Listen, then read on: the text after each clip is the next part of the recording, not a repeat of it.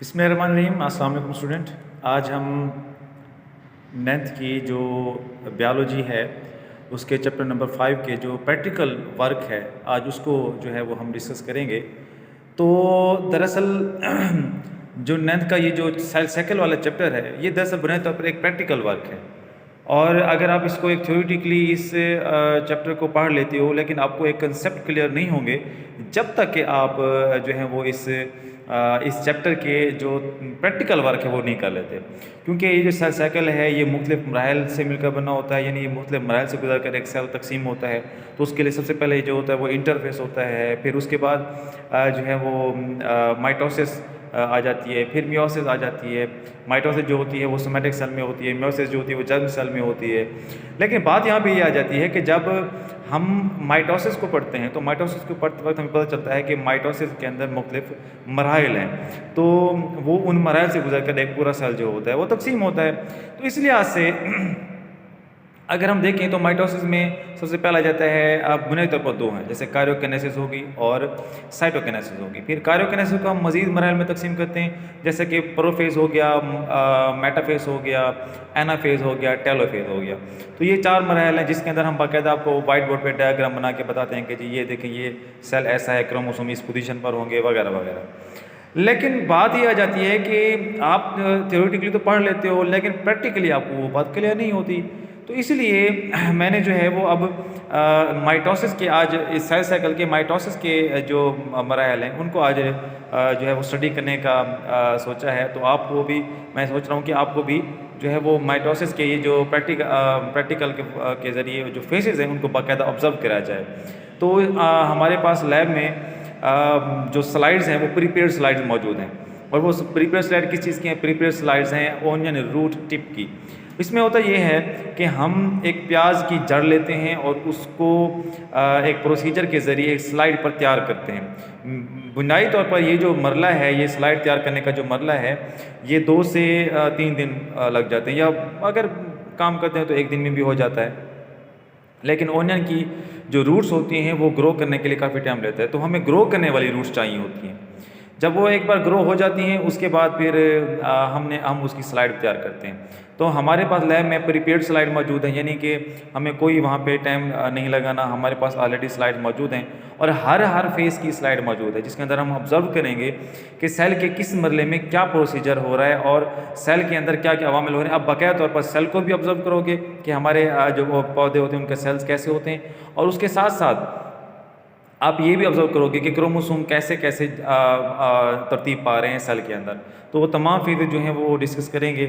आज उस प्रैक्टिकल को डिस्कस करते हैं। तो मेरी कोशिश होगी कि आपको प्रैक्टिकली तौर पर मैं समझा सकूं कि माइटोसिस दरअसल है क्या, माइटोसिस किस तरीके से सेल की तकसीम करने में मदद करती है। तो आइए अपनी इस जो स्लाइड्स हैं, प्रीपेयर स्लाइड्स हैं, उनको ऑब्जर्व करते हैं। और मैं जो पिक्चर होगी माइक्रोस्कोप के ज़रिए, माइक्रोस्कोप की पिक्चर कोशिश करूँगा वो बना सकूँ, और उसके ऊपर मैं मेंशन भी करूँगा कि ये देखें ये सेल इस मरले से गुजर रहा है। तो उम्मीद करता हूँ आपको वो क्लियर हो जाएगा। आइए फिर उन स्लाइड्स को जो है वो ऑब्जर्व करते हैं।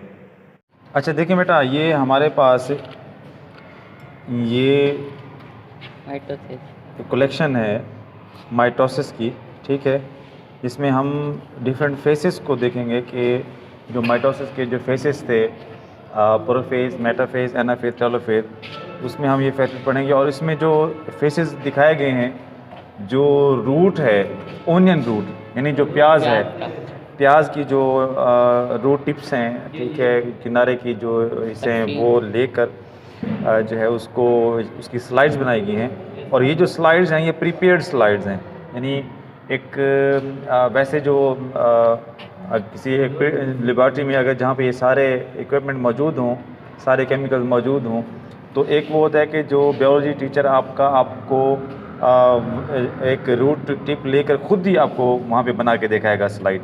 लेकिन हमारे पास लैब में जो स्लाइड्स हैं वो प्रीपेयर्ड स्लाइड्स हैं, यानी जो पहले से तैयार शुदा स्लाइड्स हैं।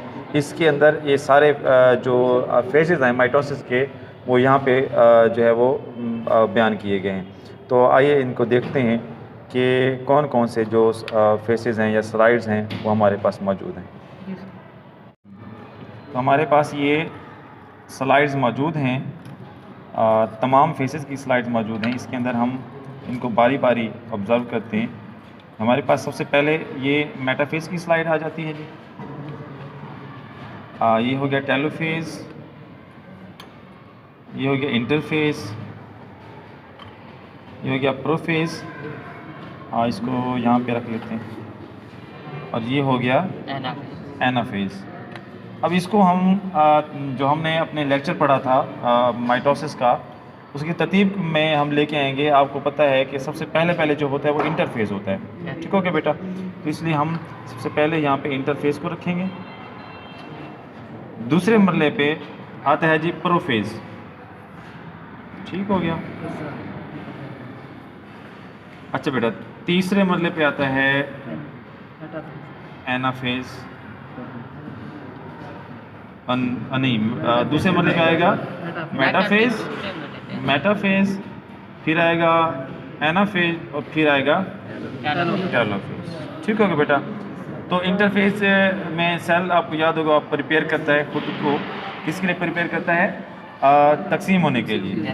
फिर उसके बाद ये अपने इंटरफेस के बाद ये में आ जाता है प्रोफेज में। तो आइए सबसे पहले हम ये प्रोफेज की स्लाइड को ऑब्जर्व करते हैं और इसमें देखते हैं कि जो सेल्स हैं वो कैसे प्रोफेज के प्रोसेस में जो है वो चल रहे हैं। तो आइए इसके पहले हम एडजस्ट करते हैं इसको माइक्रोस्कोप में। तो देखते हैं कि माइक्रोस्कोप में ये हमें प्रोफेज के मराहल कैसे दिखाई देते हैं।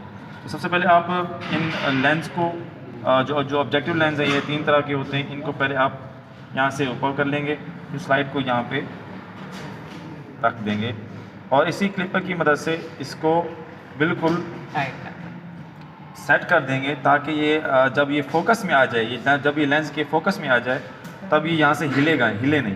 ठीक हो गया बेटा? तो अब इसको जो इमेज है जो कि स्लाइड के ऊपर स्पेसिमेन है रूट्स का, उसको हम लेंस के ऊपर फोकस करेंगे। ये 10x लेंस हो गया और नीचे जो है वो मुख्तलिफ रेजोल्यूशन के जो लेंस मौजूद हैं।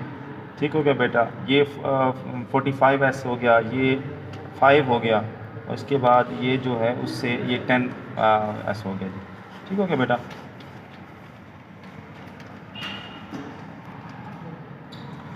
तो अब मैं इसको थोड़ा फोकस करता हूँ।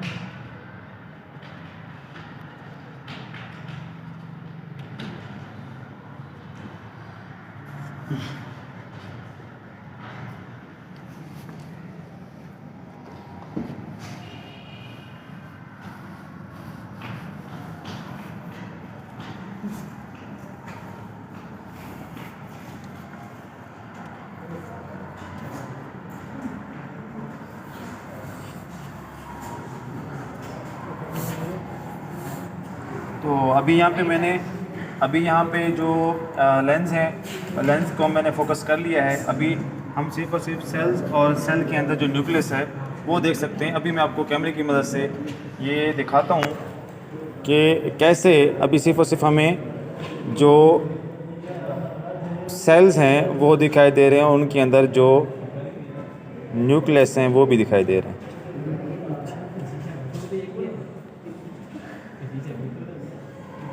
ये आप बेटा देख सकते हैं कि इसके अंदर आपको जो ब्लैक डॉट में नज़र आ रहे हैं ये प्लांट के सेल के अंदर न्यूक्लियस जो है वो मौजूद है। अभी हमने सेल देख लिया, अब हम इसको मज़ीद इस इमेज को मज़ीद जूम करके देखेंगे और हम फिर मज़ीद मुख्तलिफ मराइल को जो है वो ऑब्ज़र्व करेंगे।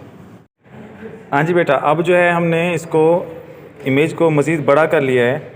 अब आप देखेंगे कि अगर आप अपने प्रोफेज की पिक्चर को अगर आप याद करो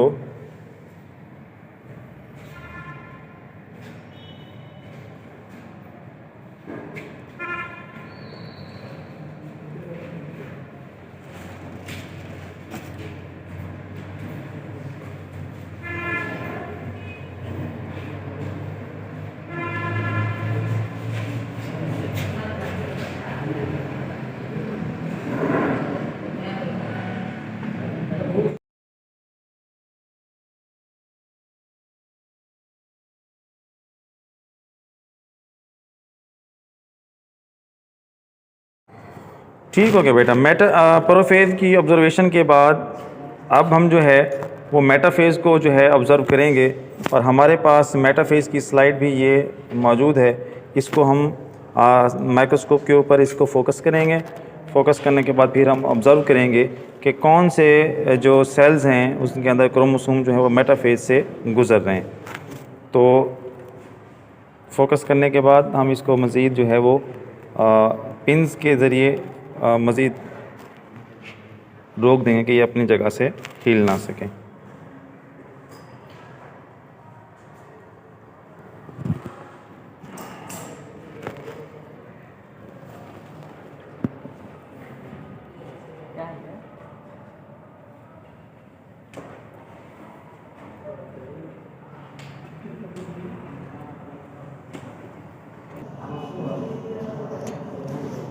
ठीक है बेटा, अब हमने इस मेटाफेज़ की स्लाइड को जो है फोकस कर लिया है। अब इसके अंदर देखें, आपको कहीं पे कोई सेल ऐसा जिसके अंदर क्रोमोसोम बिल्कुल सेंटर में हो।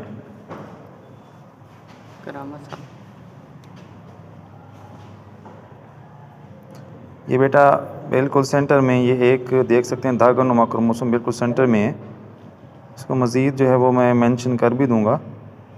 तो वैसे तो ये बहुत सारे सेल्स हैं, हर सेल अपने अपने फेस में है, लेकिन हमने मेटाफेज़ वाला देखना है।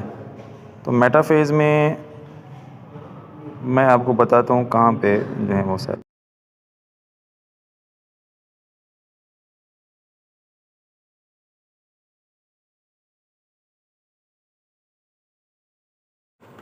ठीक है जी, मेटाफेज़ की ऑब्जर्वेशन के बाद अब सबने उम्मीद है आपको मेटाफेज़ का समझ आ गया होगा। जो मैंने बताया था कि सेंट्रियोल्स जो होते हैं वो मुखालिफ कुतुबीन पे आ जाते हैं, और मुखालिफ कुतुबीन पर आने के बाद फिर ये क्रोमोसोम के किनेटोकोर के साथ जुड़ जाते हैं, और क्रोमोसोम किनेटोकोर से जुड़ने के बाद फिर ये जो किनेटोकोर स्पिंडल फाइबर्स होते हैं ये फिर क्रोमोसोम को बिल्कुल दरमियान में अलाइन कर लेते हैं, जोड़ देते हैं। उसके बाद फिर वो चले जाते हैं क्रोमोसोम अपने अगले मरहले की तरफ, जिसे हम क्या कहते हैं जी, एनाफेज़ कहते हैं। तो अभी हम एनाफेज़ की स्लाइड को फोकस करेंगे और ऑब्ज़र्व करेंगे कि एनाफेज़ में क्रोमोसोम किस शक्ल में होते हैं और उनकी सिमत क्या होती है। अभी मैं इस स्लाइड को फोकस करने लगा हूँ।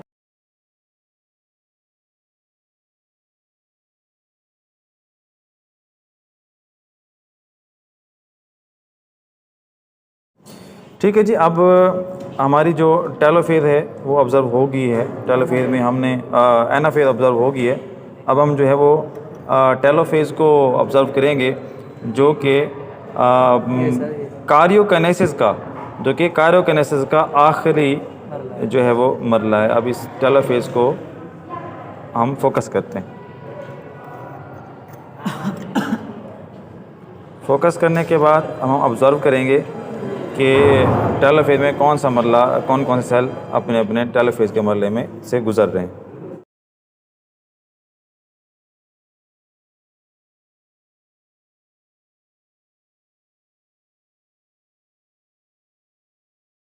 ओके जी, तो उम्मीद करता हूँ आपको आज का जो प्रैक्टिकल है वो अच्छे तरीके से क्लियर हो गया होगा, और आपने ऑब्ज़र्व किया होगा कि कैसे जो है वो माइटोसिस के मुख्तलिफ मराहल में जो सेल है जो है वो अपने तरतीब पाता है, कैसे अपने आप को तैयार करता है, कैसे अगले मरहले के लिए तैयार करता है, कि कैसे जो है वो मेटाफेज़ में सेल के अंदर क्या तब्दीलियाँ होनी चाहिए, एनाफेज़ के अंदर क्या होनी चाहिए, टेलोफेज़ के अंदर क्या होनी चाहिए, कि फिर जाके एक सेल पूरा तकसीम होगा। तो मैंने पूरी कोशिश की है अपनी पिक्चर लेके, माइक्रोस्कोप से पिक्चर लेके, फिर मैंने वहाँ पे एरो की मेंशन भी किया है। आप देख सकते हैं कि वो जो एरोज़ हैं वो बाकायदा तौर पर ये शो कर रहे हैं कि जी सेल अभी किस मरले से गुजर रहा है। तो अपना फीडबैक मुझे लाजमी दीजिएगा। मेरे चैनल पे नहीं हो तो काइंडली इसको सब्सक्राइब कर लीजिएगा। उम्मीद है आपका फ़ीडबैक लाजमी आएगा, ताकि मैं अपने जो प्रैक्टिकल्स हैं उनके अंदर मज़ीद इम्प्रूवमेंट ले आऊँ। शुक्रिया, अल्लाह हाफ़िज़।